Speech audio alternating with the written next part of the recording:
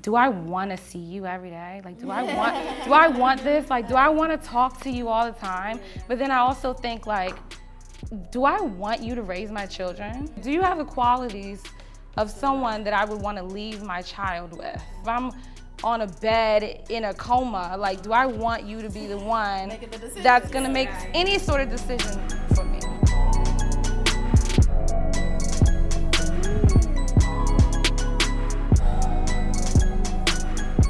Hi everyone, I'm LaChrisha, but you might know me as Lyric Love Jones from the Pillow Talk series. So we're super excited because you can now see our show on BET's new streaming platform, BET Plus. And since we had a new home, we thought it would be nice to dive into some of the topics that we covered in each episode. So I have some dope ladies here, and we are going to be discussing everything love and relationships. Ladies, please introduce yourself. Hey girls, I'm Teneille Craig. I'm a creative director at a tech company. Hi, I'm Victoria Wallace, and I play Robin on Pillow Talk. I'm Ronelle Thomas. I'm an actress, producer, and editor, and I play Nina on Pillow Talk. I'm Sasha Nycole. I'm a writer, entertainment host, and the CEO of Sasha Nycole Entertainment, LLC. That's amazing. Thank you, ladies, for being here. Reunited again. Okay, so let's get into it. Second episode, we talked about red flags in relationships. And so I would like to ask each of you simultaneously, what are some red flags that you might have experienced in some sort of relationship? And are there any red flags that you chose to ignore? Like, one red flag I definitely ignored that I shouldn't have was, like, whenever we would go out, he just wouldn't talk. And I just felt like, you don't know me enough to be silent. Like, you should be asking me some questions.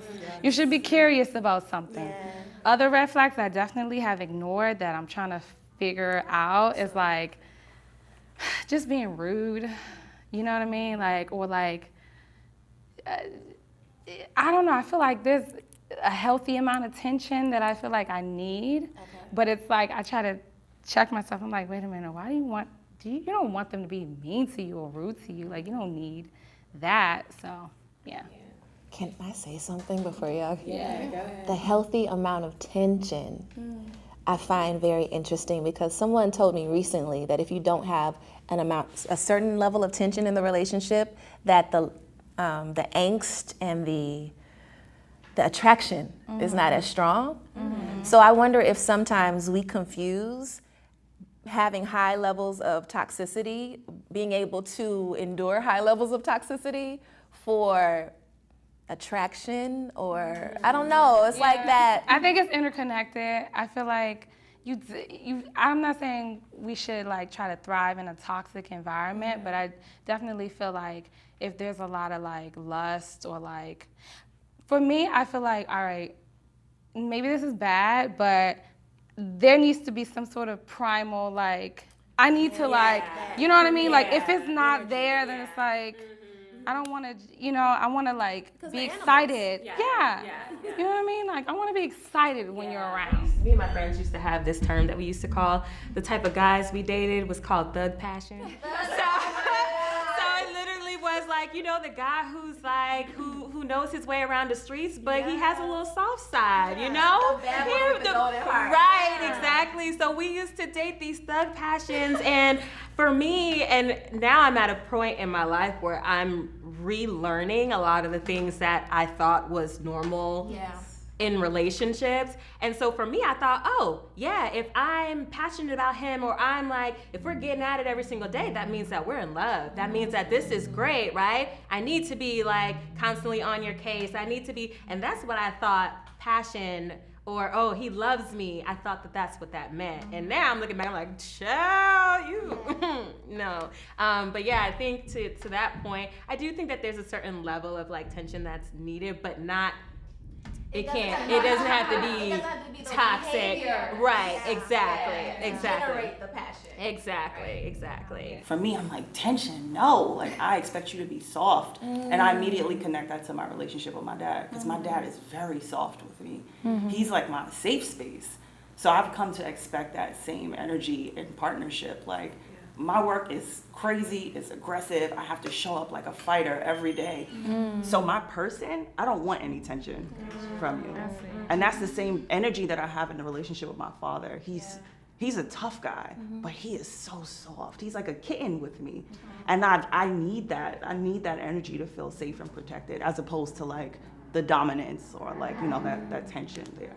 I also agree as far as like this rudeness thing. Like, there's certain things, I didn't pay attention to red flags before. I don't even think I was aware of them. There was just certain behaviors or certain things they would say, and I was like, ooh, that kind of turned me off, or I wasn't expecting that from them. Now I know those are red flags, right? Like, and unfortunately, yes, there are experiences I've had and I stayed, even though everything in me, my primal instincts kicked in and was like, this is not for you, you know? And I think now I'm definitely more aware of, like, do I like this person? Not so much do they like me, but do I like this person? And how's the communication with them? Communication is very, very big for me. So when I'm speaking to you, and especially if we're face to face, like, are you listening? Are you looking at me? Are we fully engaged? Are you answering my questions? Are you thoroughly hearing me? Because a big thing for me, I'm silly and I like to have fun. And I would love to find guys that are also silly and having fun. But the downside of that, and my pattern app always tells me this, is a lot of times those guys, when I need them to take me seriously, they don't. Absolutely. So that is jokey. Yes. it's like that, finding that balance, right? That thug passion where you're the protector and you're this man that I like and need, but you also can treat me with care and respect. So for me now, I think, like, definitely with red flags, like, if there's something they do that kind of turns me off, or something they say, whether it's towards me or someone else, it either needs to be addressed, or if it's too big or too much of a turn off, I don't even want to deal with it. Yeah. And that even is a red flag too, like you said, like always having that person who's always joking around all the time. If we can't have a serious conversation, that avoidance with those serious and necessary conversations are big red flags. And that's something that I looked out for as well. Like, if we can't have just a conversation about our future without you taking it as a joke or taking offense to it, right? Like, why are you getting so tense if I'm just talking about what do you see in the next 5 years? And some men kind of get a little like, oh, well, I don't know. And it's like, I'm just asking you a general question. I ain't saying we got to get married, but I'm just asking you a question about where do you see yourself in the next 5 years? So definitely that avoidance thing where, you know, they don't take certain situations seriously is definitely, I would say, a red flag as well. I actually stopped seeing a guy because I asked him, you know, what are your plans, or how are you feeling now? As I knew how you felt 2 months ago, how are things now? And he literally, you would have thought that I asked him, like, for his DNA charts. Exactly. Like, what? And I was like, I was so offended by his reaction being that he was offended at me asking a basic question. And I had a margarita, so I was extra like, like, what's the problem? But it's just like, I want to be, especially like for me, like, if I'm dating for like a future, you know, I'm not in the business right now, especially of wasting my time. Exactly. So if I'm talking to you, I want to be able to talk to you and like know that we can communicate. And if I can't ask you certain questions without you getting offended, you having some type of like negative response to like a basic question, then we can't communicate. Like, I don't want to feel guarded. You know, and I want to feel at ease. That's how I feel by myself. So if you can't add to that, then it's not really for me. And I think it's frustrating a lot of times because we feel like we might need to bite our tongue. And I really enjoy the conversations I have when I can, what they say, let my hair down, when I can really be open and say like what's really on my heart and mind, and I allow you the same space to do the same. I'd like to acknowledge that I think sometimes we feel like everybody is fluent in the skill of communicating and having a conversation. But we don't realize that a lot of these people we're sitting across from, they're awkward, they're socially awkward. Maybe they've never been asked that question before. And I just like to draw some humanity into the situation because I just think sometimes it's the lack of practice and skill. You know, but we're expecting because we do it, we practice all day, every day, that people, they're just ready. Yeah. And I've learned to have a certain level of grace, not too much though. But exactly. And honestly, I learned that in dealing with my relationship with my father. Come on, speak on it. And because that's where it started. And for me, for so long, I always, you as a daughter, you kind of yearn for, like, you want that relationship with your dad. And so for years, I was always like, how do I get to him? How do I reach him? And now that I'm older and I'm really being intentional about nurturing the relationships around me, I came to learn that everyone has their own individual ways of how they show and express love. And that may not be the way that I express love or how I receive it, but that's not to say that their way is the wrong way. Right. And so I had to have a certain level of grace when it came to my dad. And so that has also taught me, in dealing with relationships on a romantic level, how to also show that grace as well, because not everyone comes from the same background as me, and not everyone expresses love the same way that I do, but I can't just shut them down, because what that does is that sends their guards up. Right. That tells them, they're never gonna accept me the way that I love. And so a part of that communication, yes, is verbal, but another part of that is also just being still and giving someone the time to open up as well, and not just being like, well, you didn't do this, or you didn't do this, or this is the way I like it. Allowing them the opportunity to open up and to express themselves the way they normally and naturally would. And then I can decide for myself, okay, is this something that I can work with moving forward? Is this something that doesn't work for me? But I have to allow that person that grace to show me that. And you make your decision based off of the reality, the actual reality. Yes. With grace and compassion, but honesty.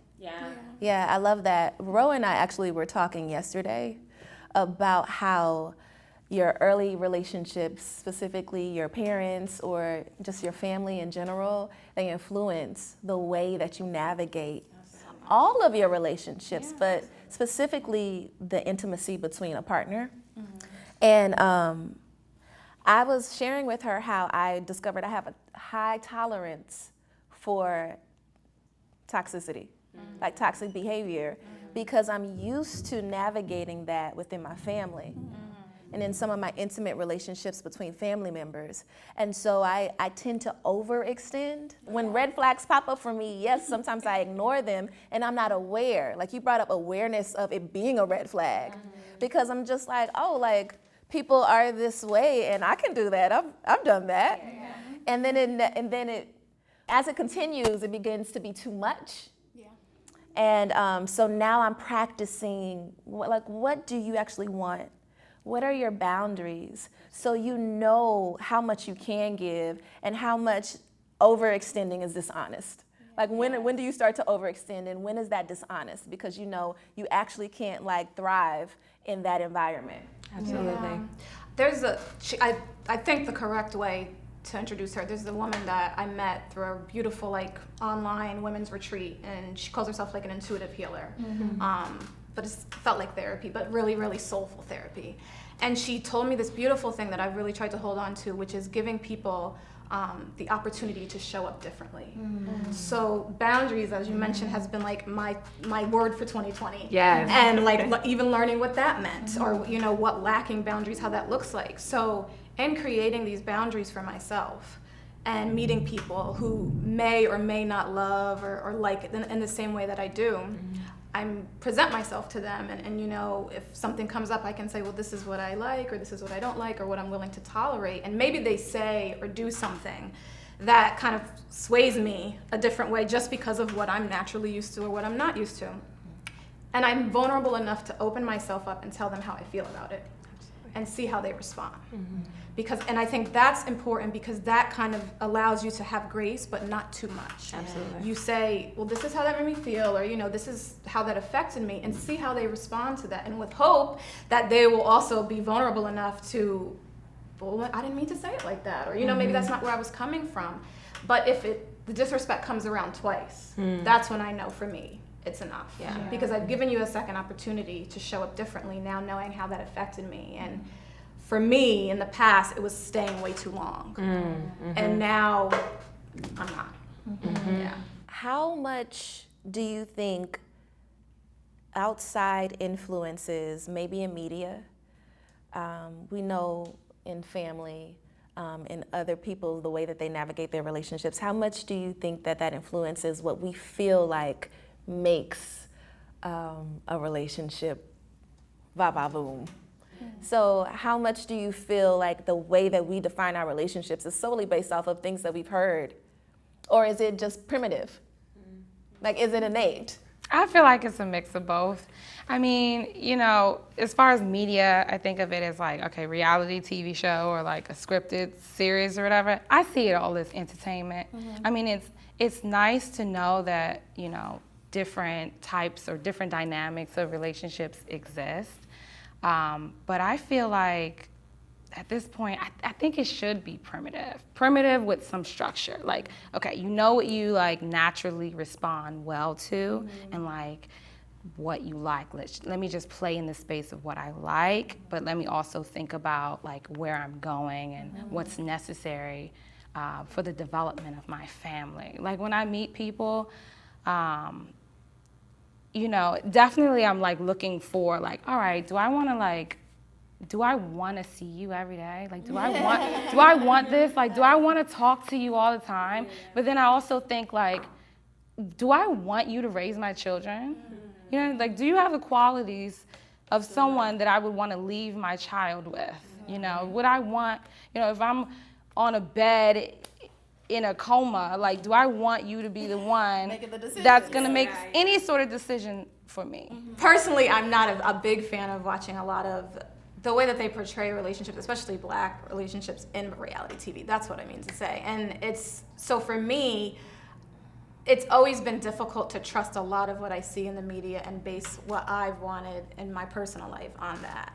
I very much am like the fairy tale, happily ever after. As I grow, I realize, you know, like there's problems arise and, you know, you have to work through many things. But like, I think that there is a responsibility in making sure you're taking in the right amount of information from the right people and like seeing that every day, people who you admire, relationships that you look up to, and kind of if you know that you're the type of person who's easily influenced, tuning out the stuff that doesn't support that, which I had to do in my Instagram, my social media, and sometimes it's family too, you know, like it's just you have to provide yourself with an environment that supports the life you want to live, and that's, you know, that's on you. And I love that point that you made, is like having a level of authenticity with yourself, and also knowing, like setting those boundaries with yourself as well. Like, again, if you're a person who's easily influenced, I'll tell y'all, I could go down a rabbit hole. If I'm feeling an emotion, and one of the things that I've learned to do is I have to take accountability for my emotions. And first, before I speak it, I have to. Because what I found myself doing in the past was, I might feel an emotion and it might start off as like a small seed. I'll go on social media and I'll see a post that's like, men ain't no good, and this is why, and this is why. I'm like, that's it? That's why? And I'll go down this rabbit hole, and by the time I realize that I am stuck, I'm calling every single ex, why did you do that? Why did you do that to me? And I'm like, I can't do that. So again, having accountability and knowing, being real with yourself. Dealing with our own triggers that are inside of us, managing our own emotions, and figuring out what's actually real. That's why I say what's happening for real is a way that I feel like we can bring freedom and expansion into our relationships and continue to attract what we say we want.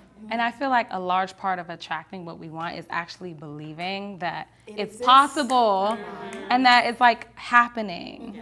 I feel like a lot of times we get nervous, or, you know, we try to control so much of it that it like messes it up. Especially when you haven't seen or experienced that before. You haven't seen it like in your family. You haven't seen positive relationships. You're like, oh, this don't exist. Like, oh, this is all fluff. This isn't really what reality is, you know? So when you finally see something that feels different, so it's a little scary. It's like, I'm not supposed to be feeling this. I'm not, you know, this isn't what I've seen. This isn't supposed to be my story. But when you feel that, and it's like, okay, well, I don't know. Like, how do I maintain this? And you start freaking out, and it's just like, oh, calm down. It's all right, baby. You deserve it of it. You're worthy of it too, you know?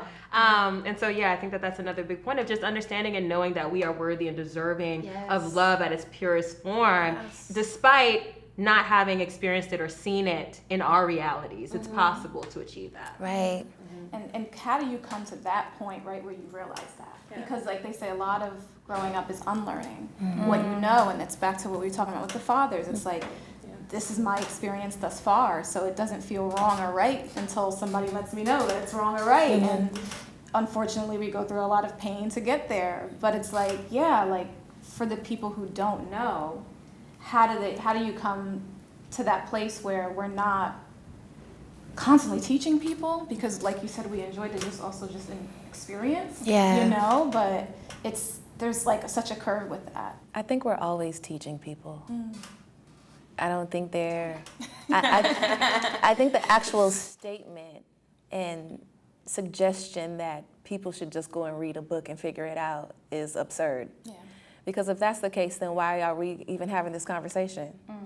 And saying, you should know this, you should do this. We're constantly always teaching each other. Yeah. So that's where the grace comes in, I think. It can get annoying. I don't want to be doing all your work for you. But how is somebody supposed to know how to love me if I don't show them?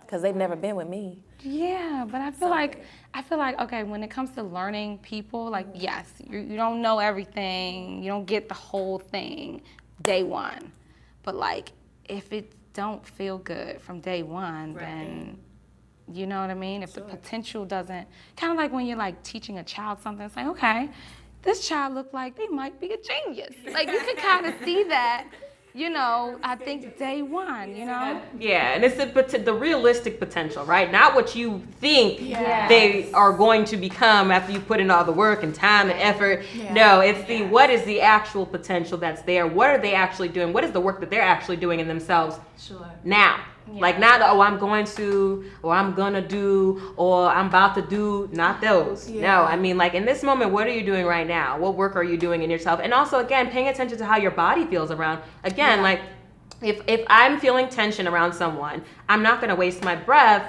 trying to express to you how I need to be loved or, you know, cared for. If I already am not feeling that vibe with you, I'm not going to waste my breath. Maybe I meant sexual tension. Oh, okay. Okay, so we in what did you say, girl? I'm not talking about being around. Okay. I'm not talking about being around somebody you feel like you can't talk to. Oh, okay. Yeah, I mean like, you know. Well then, girl, if the D is good, just get it real quick, and then, you know, then.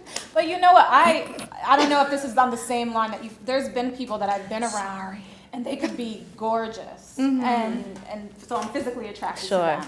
And we might start having a conversation, and there is something in me that's just like, I don't know, it just doesn't feel right. I feel like if you feel like you have to like try to find someone's sense of humor, it's a dub. You know what I mean? Like, I feel like if you have to do all of that to try to like get it, to develop chemistry, then it's a dub.